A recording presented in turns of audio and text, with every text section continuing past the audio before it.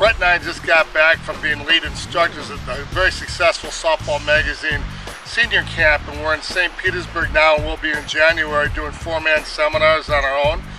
And one of the most wildly popular pieces of equipment, of course, besides using the GT, using the Evil BP balls and the new popular Larry Carter bat, is the Evil BP ball on a slide tube. And basically what this takes is the guide rope, which we've used many times. And the guide rope we use to set the angle we want our swing. We want our body angle to be back, but the guide rope allows us to, without thinking, swing underneath the rope, finish our swing all the way around. It helps us get a good path for the bat to follow. But the phenomenal thing about taking an Evil BP ball, and all I do is take the guide rope, I have a little bit heavier bungee on the end, drill a hole through the middle of the ball, and if I swing underneath the rope, setting it above my belly button in that nice zone from your belly button to your chest, you can swing underneath it. We can promote cutting the bottom of the ball.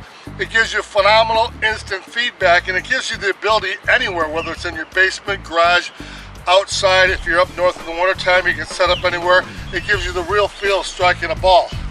Set my point of contact, the off my stride, and I just simply boom.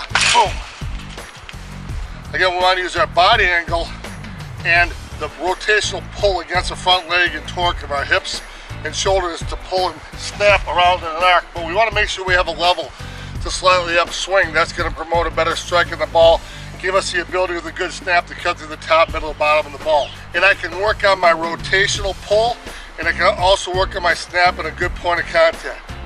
Boom. If you hit it correctly, you'll see it zip right along to the end. The cleaner you hit it, the less rope vibration you get. Boom. The great thing about it is the immediate feedback. That's what's so phenomenal. If you hit it poorly, it'll bounce up and down. You can see that your bat path may be dragged down and then came up and hit the ball. I just dragged the bat that time. Knob went up in the air, I had a loopy swing, it came up to it, the ball went nowhere. You can do rep after rep after rep, really working on the rotation of the body angle to bring that swing around on the arc with a good pull snap, and then at the right point of impact, you can snap your wrist to cut through the ball. You'll continue on the same path for a while until the ball leaves your bat, and that's going to keep you traveling along at a good angle. Why does creating more of an angle on the guide rope help people like me that are coming back from back surgery or have injury and aren't rotating very well or lunging? How does setting that angle up help? Setting the angle helps because you're driving the ball up. Sometimes people have a tendency to drive it level to slightly down, and it's because their body angle is vertical and not set back. It's always nice to emphasize the guide rope because we think we're exaggerating it so much, but really when you get into the swing and really break it down, we're not at nearly elevated as we believe we are. Swinging underneath it just makes you cut the ball at the bottom side of the ball, so you're driving it up. When you combine the two together, you have the nice slide to work on your angle and the snap. Then you can also have the real feel of hitting using the Evo ball on a guide rope too for a good warm-up. So when I'm in my stance, I have my weight in my back leg. I've got my elbow locked. So as soon as I'm winding and unwinding, I already feel it here. My hips start pulling my upper body around, and I feel the whole time here, carrying my wrist through on the snap.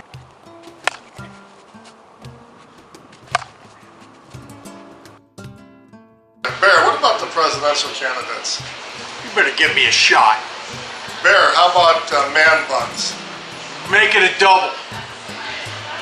What about the Pokemon Go craze, Bear? What?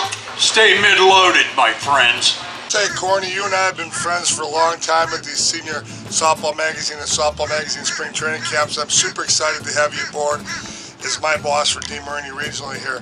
Why don't you introduce you and Mike and tell me a little bit about what your goals are for DeMarini in 2017. Well, I come on board here with DeMarini back in May. It's a exciting challenge for me, having been at Worth and Mikan for 18 years. And I'm so excited about the product. We have a super engineering staff out in Hillsboro, Oregon. They do a great job listening to what the players say and what we do. And Mike Dill here just joined us here recently from Combat Sports. He's a DeMarini advisory staff member. Mike not only plays on one of the best senior softball teams in the country, but he's also going to be playing conference ball this year with our Semper Sports OC SWAT's conference team. So Mike, I'm going to let you kind of talk a little bit about your transition into DeMarini bats and what your feelings are on it. I had first started swinging the DeMarini last summer. First thing I noticed was the elongated sweet spot and how at contact it feels like a huge tennis racket. Get no vibration, no feedback, and it seems to me that's what most of the players want. And you get great performance and great durability.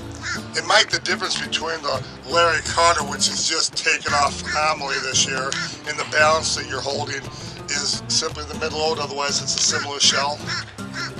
Yeah, I mean, you got a 13-inch barrel here, you got a 13-inch barrel here, half-ounce load here, balanced here, and we also have, of course, the Juggy, the white senior bat that is a full-ounce load with a 12-inch barrel.